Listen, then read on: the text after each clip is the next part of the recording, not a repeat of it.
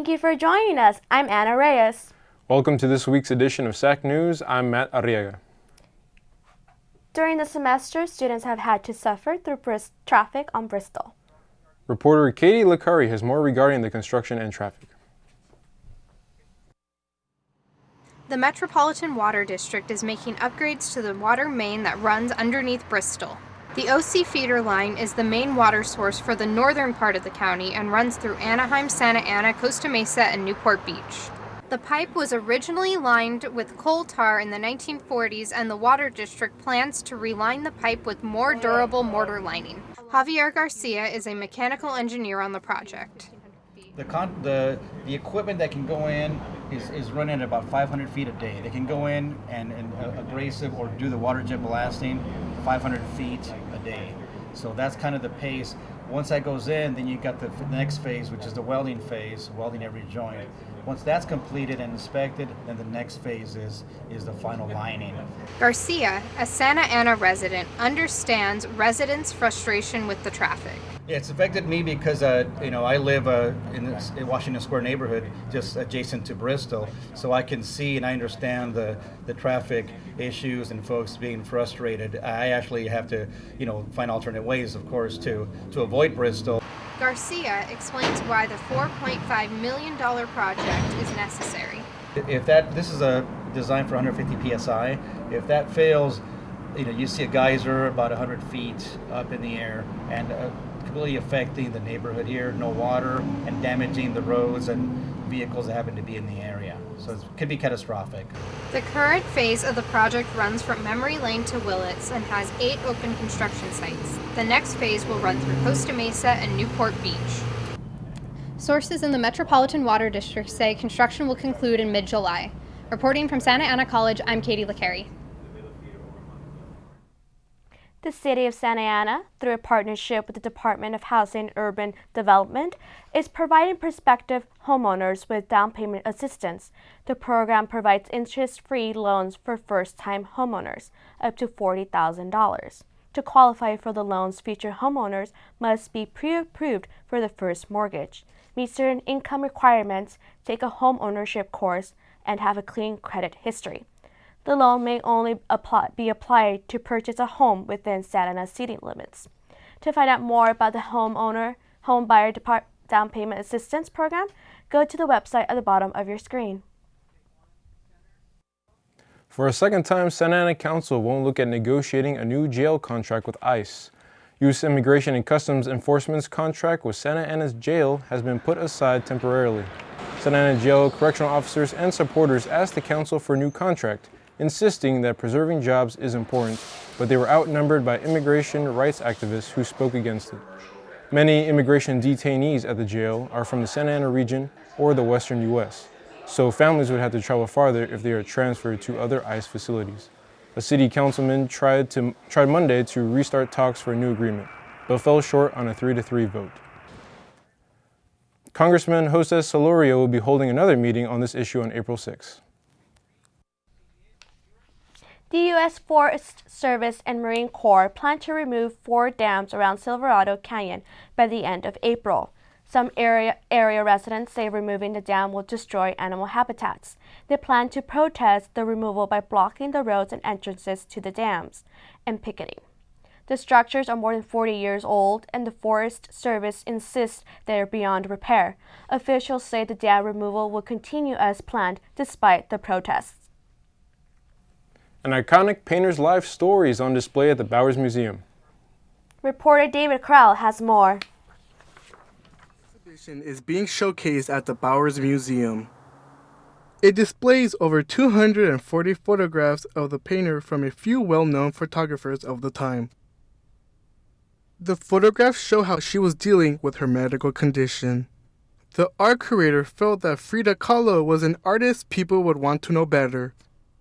So I think people that are Frida fans always have some kind of connection to her, but the unique thing about this exhibition is that it's her personal photograph collection, so it's like her scrapbook or her Instagram account. So there's personal moments rather than just her paintings, so everyone can kind of relate to a photo, you know, when they see a happy or a sad or a family moment.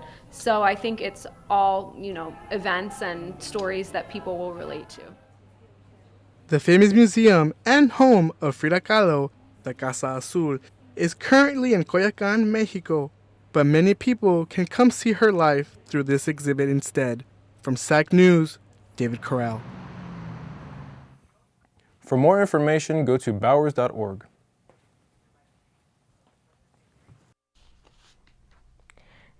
Despite the urbanization of Santa Ana, some of the area's natural wetlands remain. A group of volunteers have come together to restore the wetlands near Fairview and Harvard. Next Sunday, the group plans to reintroduce some native plants. The Restoration Day is part of a 6-week course about the plants, native life, and its history. Organizers hope some of these volunteers will become leaders for wetlands nature walks.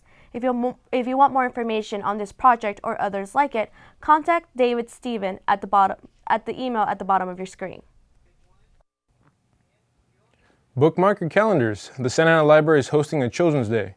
You can bring your little bookworms by on April 22nd for free books and story time. Besides the books, there will also be a rock wall and Lego station.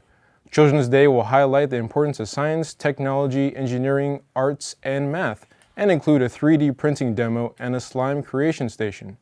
Children's Day will run from 10:30 till 3 p.m. Kindergartners got to come to Santa Ana College to find out what higher education is all about. The event is called Kinder Caminata. Hundreds of students got to see just some of the many programs offered on campus, including firefighting, martial arts, nursing, and child development. Organizers say they want kids to see for themselves all the possibilities that college can offer. There was also information about the Santa Ana Promise, a program that guarantees free tuition to graduates of the Santa Unified School District. Go to sac.edu for more information about Kinder Caminata and the Santa Ana Promise. The Discovery Cube is hosting Bubble Fest beginning April 1st. The festival will include bubble scientist and performance artist Denny Yang. The main attraction is a 45-minute mega Bubble Fest laser show. The event will also include water spheres, a bubble zone, and other educational bubble experiments. Go to the website for more information about this year's Bubble Fest and other attractions at the Discovery Cube. This past Saturday, Memorial Park was Party Central. It was the site for the 4th annual party in the park. Professional dancers were center stage, joined by some tiny dancers. Local middle schools were also part of the party, with performances by their dance groups and color guard. Families were encouraged to come out and bust a few moves. Away from the dance floor, there was a mini skate park. Organizers say the event was meant to promote family togetherness and other community volunteer opportunities. And that means it's time for the Japanese Cherry Blossom Festival at the Bowers Museum. The festival will showcase Japanese culture and history through music, dance, and art. The event will also include face painting and other interactive activities for the little ones at the Kidseum. The festival is April 2nd. Admissions is free for all Bowers members and residents of Santa Ana. Visit the Bowers website for more information about the Cherry Blossom Festival. Katie Lacari is up next with sports. Plus this. I'm Santa Ana College news reporter Rudy Garcia here in Phillips Hall, where the musical talents of 2 colleges are going to combine together for a spring spectacular. That story coming up.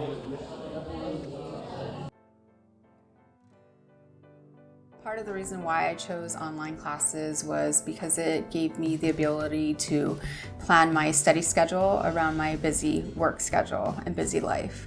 I am a mother of 3 kids and they have a very busy lifestyle, so I have to be able to attend to that.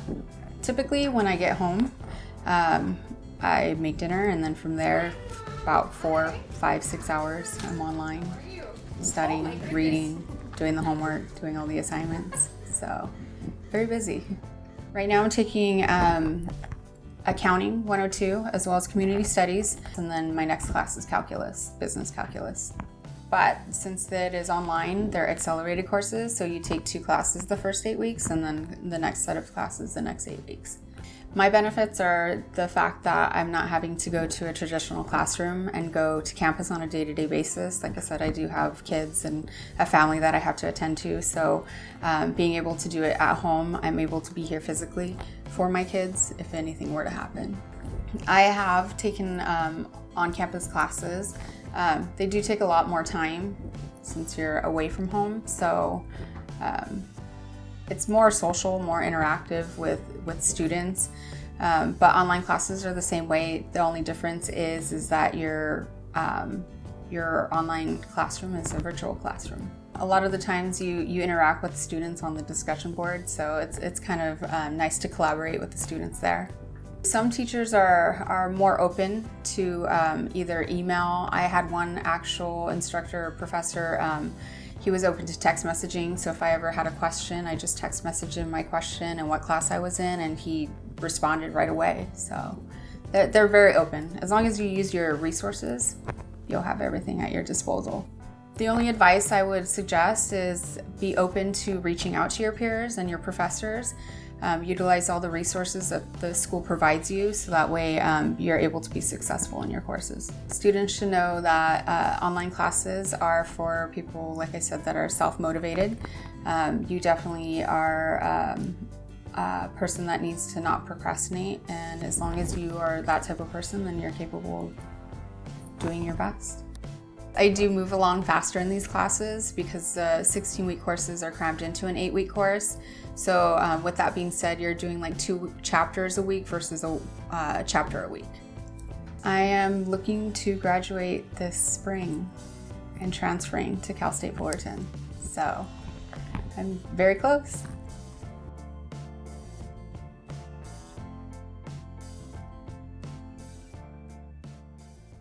Hey Dons fans, Katie here with This Week in Sports. We begin with softball, where the team traveled to play a doubleheader at the Ventura College Tournament. The first game they faced Allen Hancock. It was all Santa Ana throughout the game, with Janelle Pangolin leading the charge, going 3 for 4 with 2 runs scored and 4 RBI. Casey Hutton and Raven Sapla supported her, as well as going 2 for 3 with 2 runs and 1 for with 2 runs and an RBI respectively. The Dons shutting down Allen Hancock with the final score 7-0. Moving on to the next game in the tournament, the Dons faced off against Chaffee. It was a pitcher's duel between the Dons' Celeste Hernandez and Chaffee's Marissa Mendoza until the 5th inning, when Casey Hutton started the scoring rally, leading it off with a triple and driving in 3 runs in the inning. Janelle Pangolin also tripled in the inning, driving an RBI. Megan Kraft scoring. Santa Ana finished the inning scoring 5 runs. Santa Ana defeated Chaffee with the final score of 8-2. Now in baseball, on Friday, the Dons ended a 3-game series against Golden West College. The Dons took the first 2 of the games of the series, looking for the sweep. Starting pitcher Dave Armstrong began the game strong, striking out for the side of the first, but he could not maintain control, giving up 5 runs. On offense, Nathan Flores earned an RBI, driving in home Derek Riley and Eric Leaf. Golden West did not let up, scoring all 8 runs. In the middle innings, Santa Ana could not rally and lost with the final score of 8-3. That wraps up for this week in SAC Sports. Matt, Anna, back to you.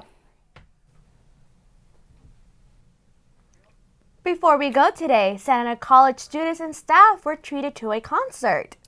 The Spring Spectacular was a collaboration between Santa Ana College and Santiago Canyon College. Reporter Rudy Garcia heard about the experiences of an older student and a younger one.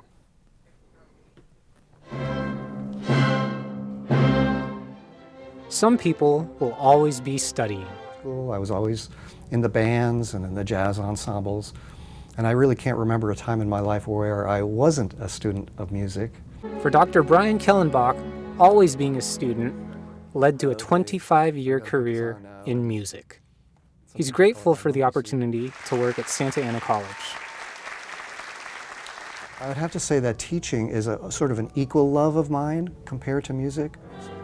For tonight's Spring Spectacular concert, he had a special homework assignment.